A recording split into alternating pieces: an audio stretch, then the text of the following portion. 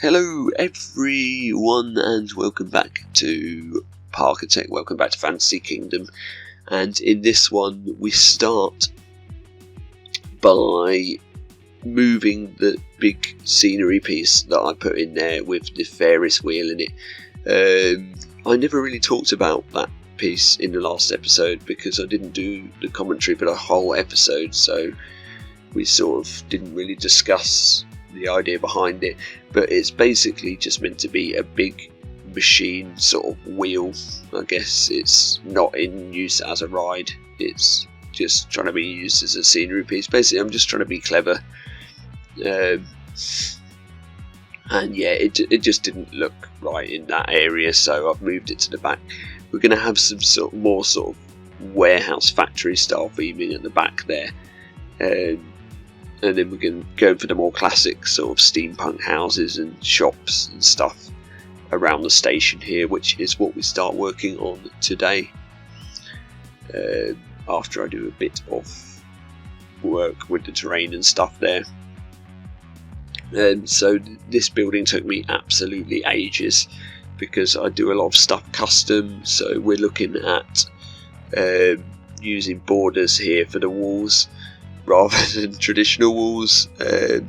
It's all taken from a reference image that I scoured the internet for, and it came up with this really cool looking steampunk style bank, so that's what we go for here. It's actually going to be two buildings. You'll probably be able to see where the wall style changes halfway through, yeah, just there. But yeah, we come back to working on the second bit of the building later on. For this bit, it took me absolutely ages just to do the front, because the door was sort of underneath this really cool rounded sort of metal steampunky design, I guess would be the word. And in the actual reference image there's tons of cogs and stuff attached to it, but I didn't want to do that with this one. I do put a couple of gears in this building, but I think it's the only building in the area so far that has any gears or cogs, so that's fine. There are quite a few pipes in this area. I do love a good steampunk pipe. But yeah, honestly, I'd say just making this front facade here for this building took a good 3 or 4 hours, because I remember starting it quite late in the day and I had to just stop because I was getting that hungry, because it's, I went way past dinner time. So yeah, that's the sort of story behind this one, I guess. And yeah, I do love this style of theming. I think it looks so cool. I'd love to see it in more parks around the world. The only place I've really seen it is sort of at Six Flags Magic Mountain, just a tiny bit of steampunk theming they've got on the RMC coaster there. Twisted Colossus, I think it's called. Yeah, I've not been to a park with a proper steampunk area. The amount I go on about Phantasialand, you would have thought I'd actually been there. But no, it's just a bucket list park to me. I've not really been to that many parks, to be honest. Been to most of the Disneys and Universals and stuff. Well, the ones on this side of the world anyway. But other than that, yeah, I've not really done that many parks. So a lot of my inspiration just comes from YouTube and looking online and stuff, I guess, and then just random bits and bobs that I see, like even walking about day to day. Sometimes I'll see a building and I'll think, oh, that's got nice architecture, how can I recreate that in Parkitect or Planet Coaster? And then I'll end up building something just based on that. People probably think I'm strange walking around different towns taking pictures of buildings. I was in Edinburgh last year actually, and they've got loads of architecture there that's really sort of, I don't know if it's Victorian, but it's really historic. They've got a lot of historic buildings, and some of them even have sort of a bit of a steampunk feel to them, which I think is really cool. I really like the architecture in Edinburgh. But yeah, I think we're going fairly off topic here, but we're still sort of in the grasp of what I'm meant to be talking about, I guess. It's not that's not an awful lot to say about the build. That's the problem with this one. I'm obviously using a lot of shapes for this, and some from the better shapes mod as well, like the cylinder piece. I don't really know what you'd call that. Like this, it's like a stencil, isn't it, with nothing in the middle, just the perimeter of the circle. This is probably a really obvious word that I should just know off the top of my head. And I'm probably sounding more and more simple as these videos go on, but yeah, it is what it is, isn't it? So, using quite a few more pieces as well. For the centre piece there, I think I used the ship, the pirate ship wheel sort of thing, but you can't tell that it's meant to be a pirate ship wheel when it's put in another circle. So I think that comes together quite nicely. And here, yeah, we're just adding in the Steampunk sign using one of the cool fonts that they give us in the game now. There are some really nice fonts actually that come with the last DLC or update whenever we got them fonts. So yeah, fair play to them. I mean, thinking about DLCs and stuff, it might not be that far off before we see another one for this game, if they're working one. I've got no idea, to be honest. But just thinking about the first one, Taste of Adventure Pack, come out either November or December of 2020, and then September we got the Booms and Blooms DLC. So surely in another 2 or 3 months we should be seeing some new content. But I love it because the developers keep giving us free updates and stuff, with great content. Even like the whole multiplayer update was actually a free update. So it's really cool that they sort of work like that and give us free stuff for the game. It's really nice to see.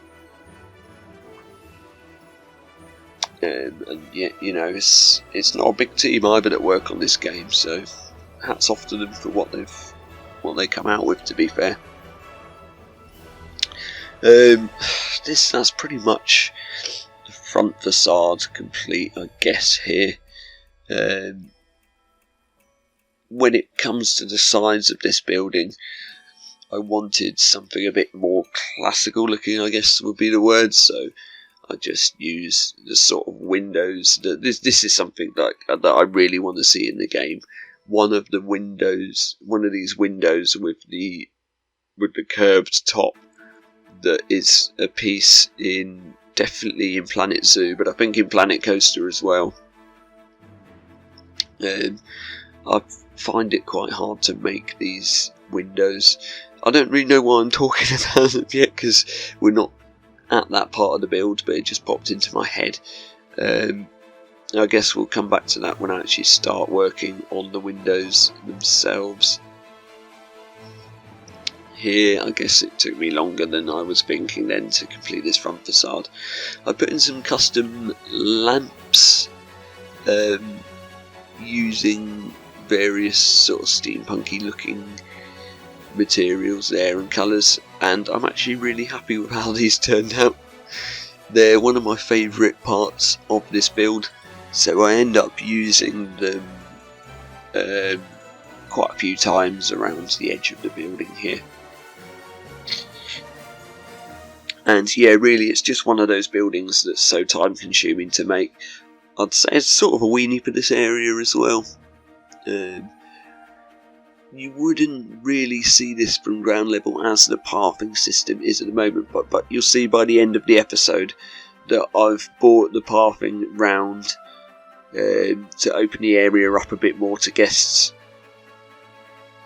because that's how they have it at Rookburg anyway. The coasters flying over the different paths and stuff. You can see the coaster from all sorts of different angles from ground level. So I wanted to replicate that sort of idea here, and I just thought having just pathing the other side of the station isn't really going to cut it for this area. It's probably going to be one of the bigger areas of the park by the time I've done, because I sort of looked back later in this episode at the area in general, and I thought we've got loads of empty space that we need to do something with. So for part of it I put a sort of lake in there just to cover some space, because I didn't want this to be directly behind the main street. I wanted a bit of space between the two, sort of. Maybe we'll just have some nice pathing, some benches and stuff, just to break up excuse me, just to break up the areas a bit. So what we've got, what we're working on now then, is the roof for the building, using all basic shapes for the borders, I guess, of the roof. I don't know what happened. Oh, I do know what happened there. I had to edit the coaster, and I realised that I turned Coaster Anarchy back off, so I went to edit it and I couldn't use the special pieces that I need, because really this coaster type isn't meant to, well, first it's not meant to run the train that I'm running on it, and secondly it's not meant to have any inversions, because it's a suspended coaster, which is just a sort of family coaster. Well, that's what it's meant to be. But yeah, like I mentioned in the last one, we're using it here as a Vekoma sort of next gen flying coaster, which obviously they now have at Phantasialand. But yeah, it'd be cool to see if they do any more with this model. It's also the only launched flying coaster in the world. So yeah, I definitely wanted to get the launch on there. And it's the cool thing about putting a launch on a coaster with beaming like this is you can build all sorts of steel structures around the launch itself, which I felt looked really nice. Yeah, I guess now we're actually working on the side of the building, I can talk about these windows again. And I found this piece in the Anna Gates, or whatever it is, the nice new sort of gate mod that we've got. It just wasn't exactly the right shape that I wanted, but it's along the right lines. If we can get a window that looks something like what we come up with here, then I'll be happy. Maybe there is one somewhere in a mod, but yeah, I just sort of feel like I have to make my own windows when I want a window with this shape, and they come out looking quite big, which I guess isn't really a problem, but I just wish we had like an in-game one that did the sort of thing I'm after here, just with the rounded top. There's if I really thought about it, there's probably ways that you could make one out of vanilla pieces, but in the end I just used, the future and space piece. And I sort of digressed a bit here. I went off on a tangent because I found a new piece in the future and space mod that I'd not seen before, and that worked out a lot better for the circular pieces on the front where the door is there, so I decided to go back and change that. And yeah, this is the sort of window that we're talking about, with the nice rounded top. Quite Victorian looking, I guess, quite classical, but you see these on loads of buildings. And yeah, it's just in my head. I think I want this window in the game. It doesn't exist, so I have to make it. I put a few of these in the Six Flags park I did as well, which come out looking quite good. So yeah, again, just adding in some various detailing and some, well, I guess I put a spear type thing there, which also I decided I'd put on the front of the building as well, in the centre of the top, the deco at the top there. just a nice sort of turquoisey colour spear that breaks up the sort of, I guess, unsaturated colours would be the word for the other colours I'm using. Oh yeah, and then I decided to work on a custom balcony as well to go with the windows, a nice Victorian style balcony. I'd like to think that every element of this building sort of gives out the steampunk vibe, I guess. But I don't know, I really do find this theming quite difficult to do sort of tastefully without making it look too cliched. Although I guess it's going to look kind of cliched if you're doing steampunk, because there's certain materials and colours that you really need to get in there to give that vibe off. But there's so many different sort of versions of steampunk as well, so many different interpretations of it.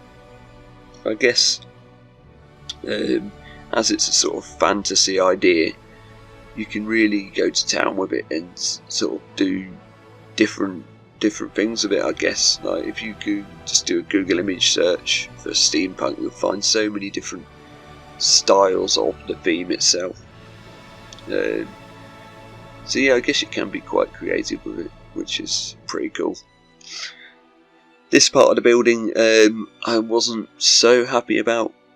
I didn't think it looked as good. I tried a few different colours for these awnings, and in the end I just settled for black ones with sort of browny goldy windows in there as well, and that worked out fine. We're just using some of the brick details as well, which are kind of cool, kind of steampunky.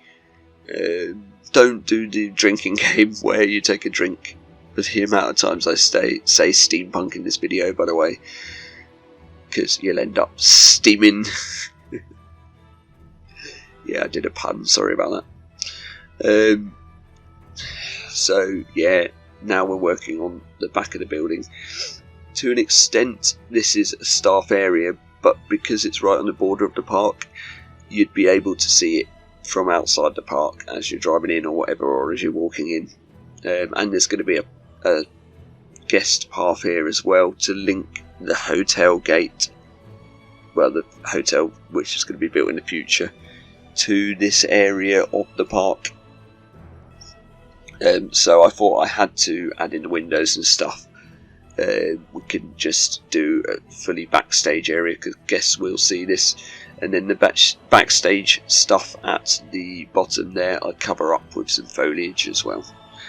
With foliage in this area, obviously I'm using it very minimally because it's you wouldn't really see that much, if any, foliage in an area like this, so I'm sticking to very sort of basic foliage, just a couple of those what sort of trees are they? Can't remember, but a couple of those trees and a very small amount of foliage on the ground, so a couple of bushes and stuff. I do feel that it needed something like that just to break up different parts of the area. But yeah, it worked out quite nice in the end. I do work on the staff pathing and stuff later on in the episode. It just magically gets done because I've done a lot of it without recording, because I don't think it's that interesting to watch, and it would make these episodes even longer. And as you can see, we're doing heavily detailed buildings, but we're not getting very far. So I took a break from doing the buildings here and worked on a nice steam hot air balloon, which is actually turned out to be one of my favourite parts of this build so far. I think it turned out looking really nice. We do use a few mod pieces to build it, but at some point I may just put it up as a blueprint on the workshop. I'm thinking about doing a few of the blueprints at the end of the build once the park's complete. So yeah, we'll just see how it goes for now, I guess. I saw someone build one of these in one of the Planet games recently, Planet Zoo I think, and yeah, it turned out really well. But we definitely needed something like this in the steampunk area, just to bring it all together. I'm also thinking the area might need some sort of train like it has in Rookburg in real life. Not an operational train, just for scenery purposes. But we'll come back to that idea later because I'm not really sure. I'm not really sure where I'm going with the rest of this build in general, to be honest. It's just coming together bit by bit, and when I've got inspiration I'll get into the game and build, and yeah, hopefully it doesn't take us too long to finish this, because the park is very nearly complete now. Once this area is all done, there'll be a few final touches to go in and sort out, and a couple of hotels. I think I'm going to have 2 hotels outside the park. So yeah, then we'll do a final tour, and then that'll be it. I'm not trying to rush the project away or anything. It's just, you know, I've been working on this for quite a while now, and it's nice to sort of see that it's nearly complete, I guess. That leaves us with just 2 more buildings that I put in this episode for the area. I was hoping to get a lot more done, but again, with the heavy detailing and the time it takes to build all this stuff, yeah, we didn't get very far. It's one of those sort of trial and error themes as well for me, so I've been putting a lot of stuff in, thinking, no, I'm not happy with that, taking it out, moving it, putting something else in, trying different ideas, and yeah, I think the end result so far is looking quite good. So that's about it for today's episode. I'll leave you to enjoy the rest of the time lapse and the cinematic shots at the end, and I will hopefully see you all in the next episode. Thank you for watching, and see you later. Bye bye.